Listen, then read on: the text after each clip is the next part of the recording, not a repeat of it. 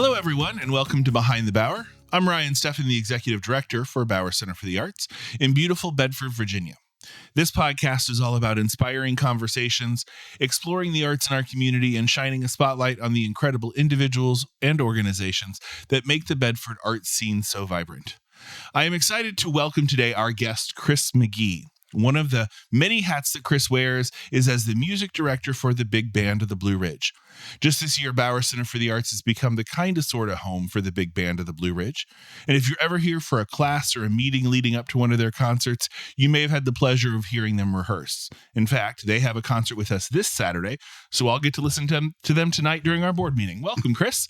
Great to be here. Yeah, well, Chris, let's start off. Can you just introduce yourself and tell us a little bit about you and who you are? All right. Well, I'm originally from Harrisonburg, but I just retired back in May as associate professor of music at the University of Lynchburg.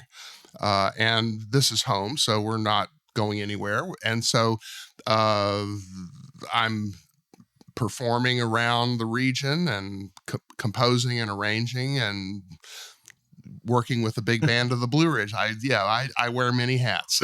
Yeah, you do. So let's talk a little bit about how big band of the Blue Ridge landed at the Bower Center. Okay. Because that's, I know that you were in a different spot and now you're in this one. Right. Well, the big band of the Blue Ridge began as a community big band at the University of Lynchburg. I started it about the second year I was there in about 2014.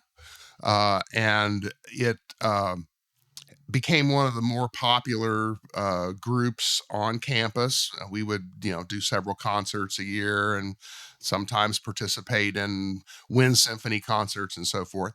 And so when the university announced they were closing the music department a year ago, I decided I wanted to keep the band going because everyone in the band are community people who have a love of playing big band jazz. And so after Lynchburg ended, I opened up conversations with you and brought the band to Bedford. And so that's how we got here. So now they're making a commute to our little old town and our arts center. Yeah. And playing some big music in that little room. We have players that come in from both Lynchburg and Roanoke and around the Bedford area. So it's a broad mix geographically that feeds into our band. Yeah, we'll get to this in a minute. I've met some really, really interesting and cool people through your big band, just in conversations before and afterwards. We'll come back to that. I want to talk about you first a little bit.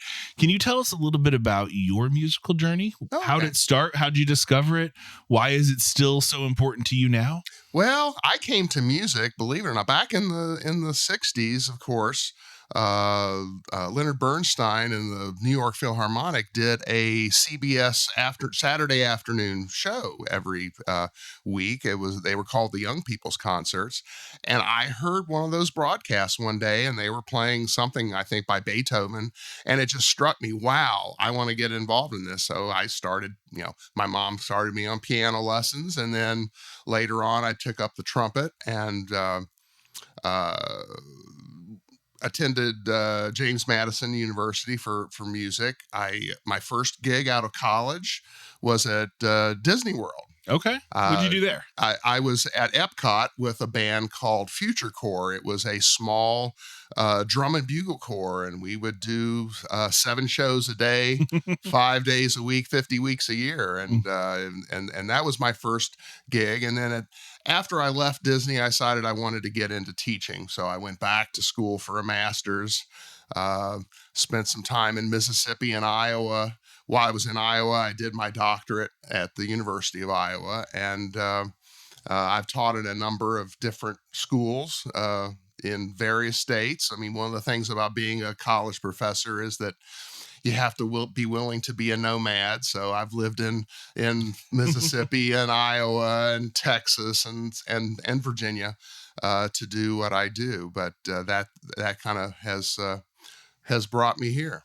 So what drew you to teaching? I'm sorry, what? What drew you to teaching?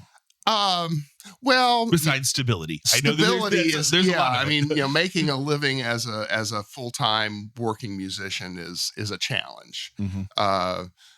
particularly in the non-major cities. I mean, New York and Chicago and LA. There are a lot of musicians that make their living solely from playing. In an area like Southwest Virginia or Central Virginia, you have to be a little more creative. So you teach, you perform, you write music. You do what you have to do. Yeah. So that's kind of stability is maybe one of the big things. But I enjoy sharing music with people, and has remained a constant Sure. throughout my career. Yeah, which is why you still perform now. Exactly. So let's talk a little bit about Big Band of the Blue Ridge. How old is this band? How long have they been around? Started in 2014. Okay. It was at first, like any project, there's a certain inertia that you have to overcome. We, for the first few months, couldn't get a full band. And, there was one week where it was just me and like 3 other people showed up. Okay, well, let's just go have a beer instead. Yeah. But out of that, and I was about to bag it. And then one of my colleagues, the director of the Wind Symphony, said, well, why don't you see if you can get a group to just do a few Christmas tunes on our Christmas concert. And so I called everybody up that I could find, and we did 2 or 3 tunes on that concert. And at that point, everybody saw how much fun it could be and how musically satisfying it could be. At that point, it got legs and took off from there. Yeah. I can say, listening into rehearsals, I can feel and hear that joy whenever you all are working together. Yeah, it's great music. It's fun. I mean, the process is just as fun as the product. Yeah. So it's kind of a nomadic group, correct? Some people some people have been there for a long time. Tell me a little bit about the makeup of the group. Yeah, the folks that are members of the band have very varying backgrounds. I mean, I've got my bass trombonist was a career Army musician. Other people are doing it more from a hobbyist kind of standpoint. So it's a wide mix of players with differing kinds of interests, but we all have intersect at big band jazz. Yeah. So how did some of your newer musicians, how do they find you? Well, usually I find that. Well, that works. I mean, one of my jobs as music director is I also handle all the personnel, and I do have a long history in this region. When my wife and I, our family came back to Virginia from Iowa in the late 90s, we lived in Roanoke for about 12 years or so. Then we went to Texas for a few years because I found a teaching job. But the time I have lived in this area, you meet people, who the good players are. And, for years, it's like, okay, well, if I was going to start a band, I'd ask for this person and this person and that person. Yeah. And so that's partially how that process began, in that I already knew a lot of players in the area. And so it was easy to identify who I wanted when we got started. But, over the years since then, people come and go. I mean, it's just the way, it's the arts work. Yeah, it's the way the arts work. And so as people go, then I find, other people. Yeah. I think you hit on a really important part there, is that, it's a great big world, but when you get into our narrow arts world, it actually can be really small. It's a very small world. Yeah. And we know a lot of people, or we know people who know people.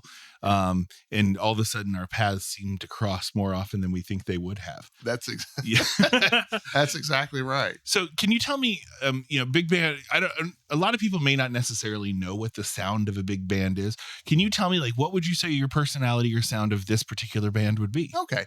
Well, the nature of a big band is a jazz group that consists of a section of saxophones, a section of trombones, trumpets, and then a rhythm section consisting of, at the minimum, piano, bass, and drums. Okay. And and then we also have a singer. Donna Kay is going to sing with us. But, big band jazz is a lot more than just Glenn Miller or Duke Ellington or Count Basie.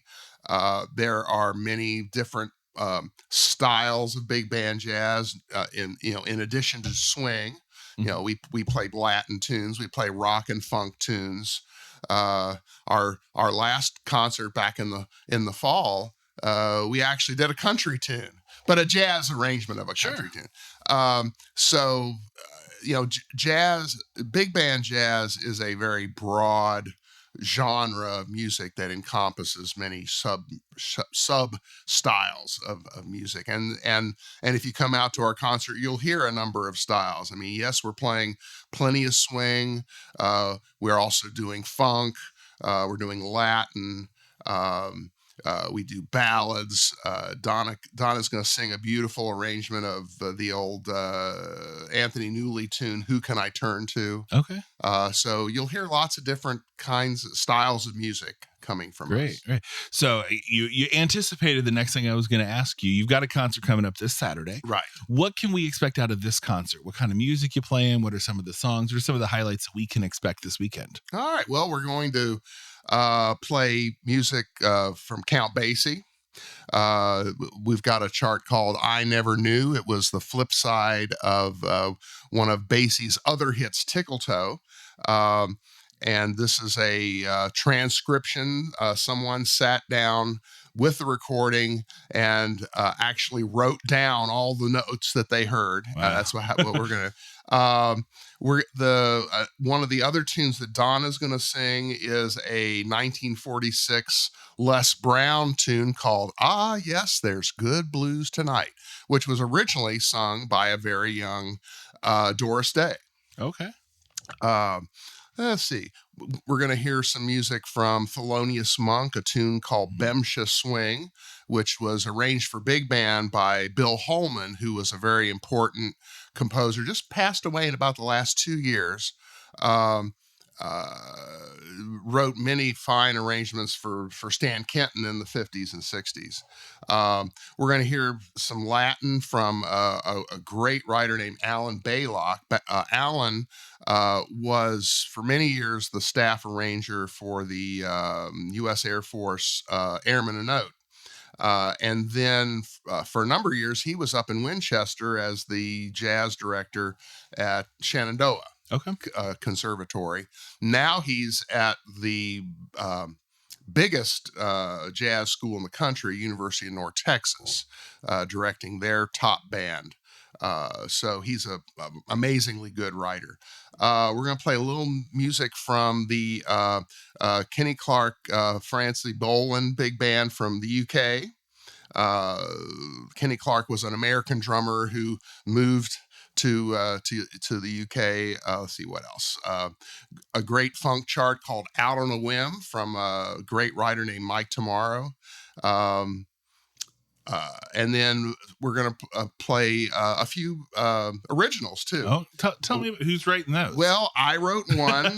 We're going to open with a chart that I wrote some years back called "Been There, Done That," and then we're going to close Saturday night with a composition from our lead trombonist Chris Sharp called "Throttle Up," which is a tune that's based on the chords from an old standard called "Cherokee," which is a tune that has struck fear into the hearts of jazz musicians because it's a really hard set of chords to solo on. But yeah, so yeah, that's a little taste of what we're going to be doing. That leads into my next question. Is there a song, as you all have been rehearsing, you've been rehearsing for a few weeks now for this, is there a song that you all just really love to rehearse?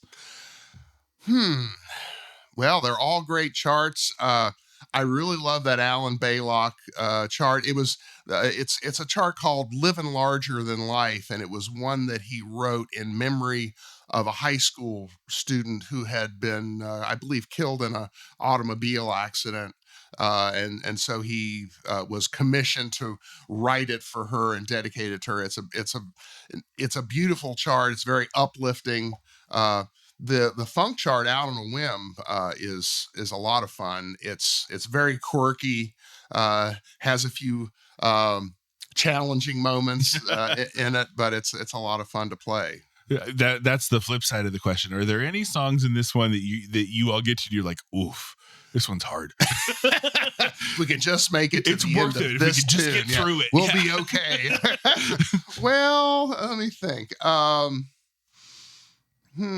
of them, maybe.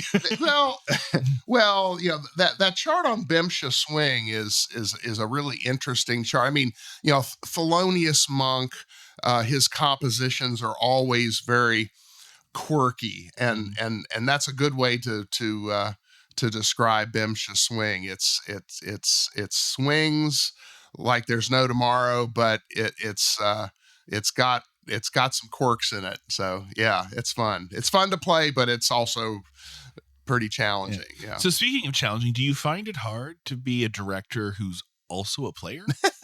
Well, it has its moments. I mean, I prefer to stay back in the trumpet section, in part so I can hear the rest of my section, and also because I'm playing lead trumpet, I want my section to be able to hear me. At some points in our history, I've been forced to stand out in front so I can play and direct from the front.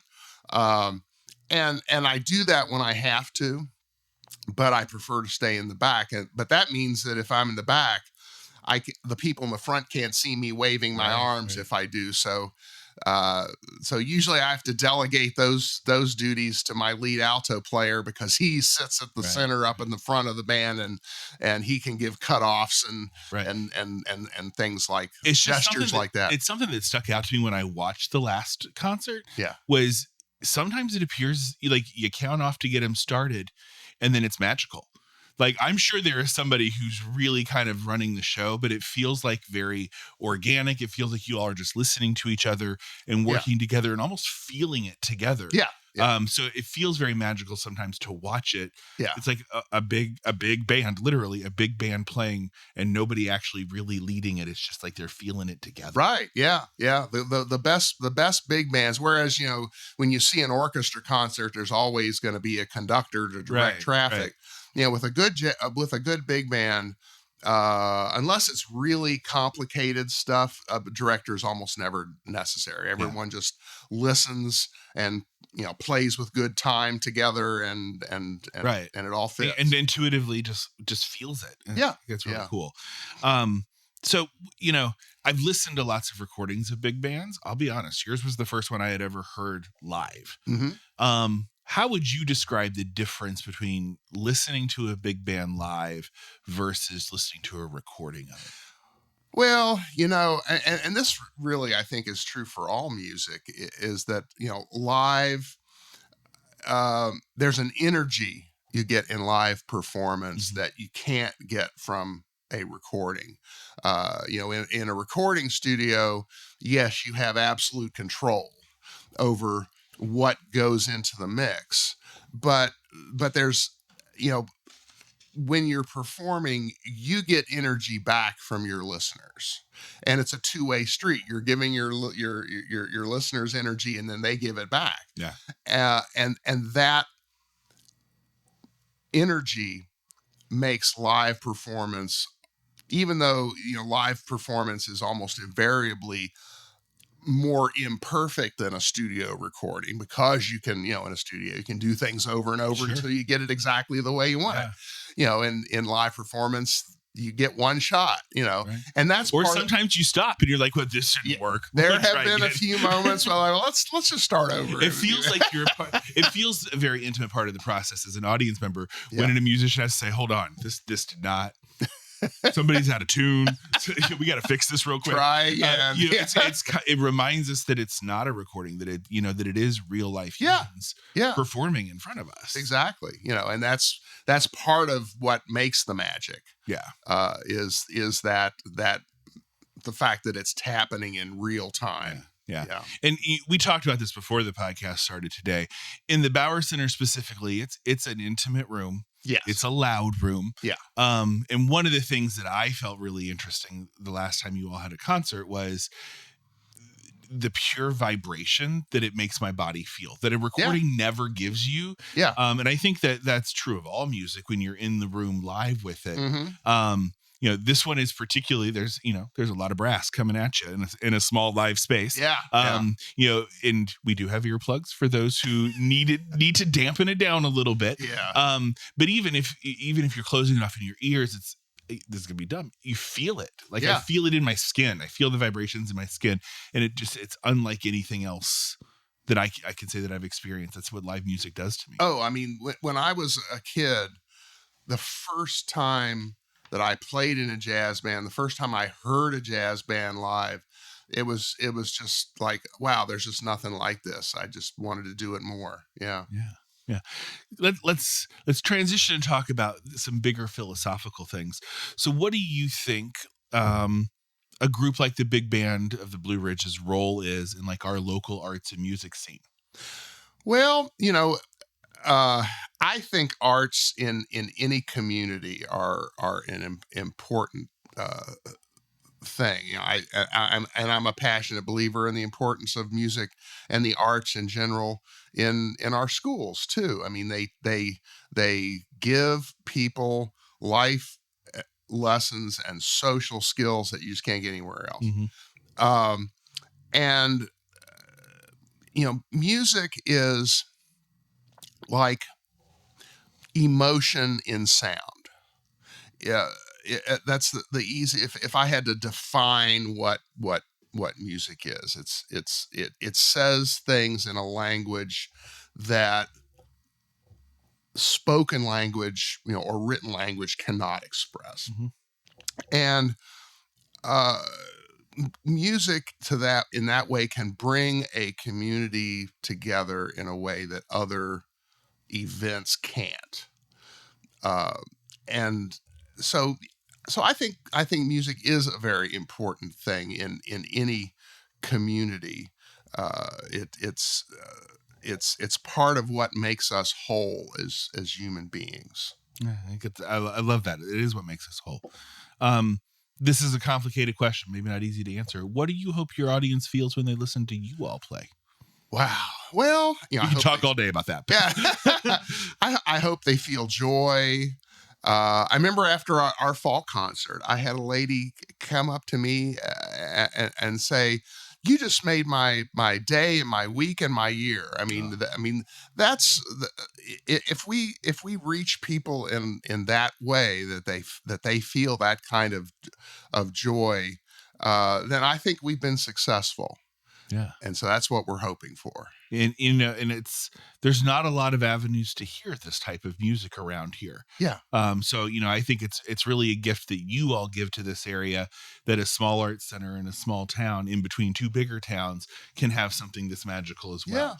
Yeah. I think people would expect it in Roanoke, or they'd expect it in Lynchburg. I kind of love that we get to have it tucked away in our own little pocket here. Yes, yeah, absolutely. And we are so tickled that we've been able to continue, and that we've developed this relationship with the Bauer Center so that we can continue. We're looking forward to many more concerts. Me too. Yeah, me too. In the coming years. So clearly, in all of our conversation, you feel passionate about music. What keeps you passionate about it? It's I can't imagine my life without music. It's music is in my head all day long. If you could see inside my brain, there's music playing all day long. Either something I'm listening to or something I'm working on writing, and I'm trying to work it out in my head or whatever. Yeah.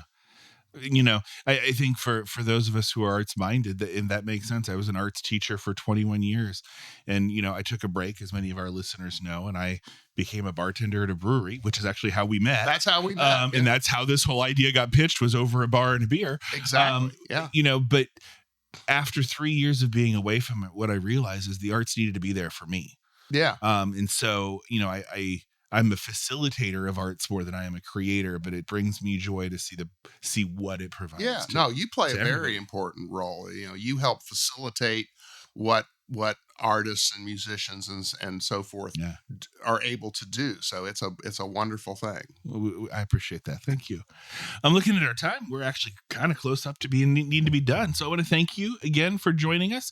Don't forget, Big Band of the Blue Ridge will be here at the Bauer Center on March 28th. That's this Saturday. Show starts at 6:00 p.m. We would love to see you all there. And there is always all kinds of things happening at the Bauer Center. So we have a full slate of concerts and performances throughout this year for the music lovers. Just a few that are coming up. On April 4th, we have Noah Spencer, who is one of the top 10 finalists from NBC's The Voice season number 24. On May 26th, we have the locals Wayne Creasy and C.W. Markham III, and they're going to return to the stage with their spring cabaret Lovers and Other Strangers. And then in June, we've brought through the Virginia Commission for the Arts, the R&B and Soul Akela Simone Trio. All those concerts are going to begin at 6:00 p.m. and advance tickets are only $20. And details on all those concerts you can find on our website. We also have the 12th annual Curry Bauer exhibit in our galleries until April 4th. And after that, we'll be hosting the Bedford County Public Schools middle school and high school shows back to back in April. Our class schedule is chock full of classes in mosaics, clay, painting, jewelry, anything you can think of. Again, just check the website to see what we've got available. And that's just a glimpse of what Bauer Center has for the arts has to offer. Make sure you check out our website, bowercenter.org, and there you can get any details on our classes, events, programs, and exhibitions. And if you're in the neighborhood, just stop by and say hello. I'd love to talk to you.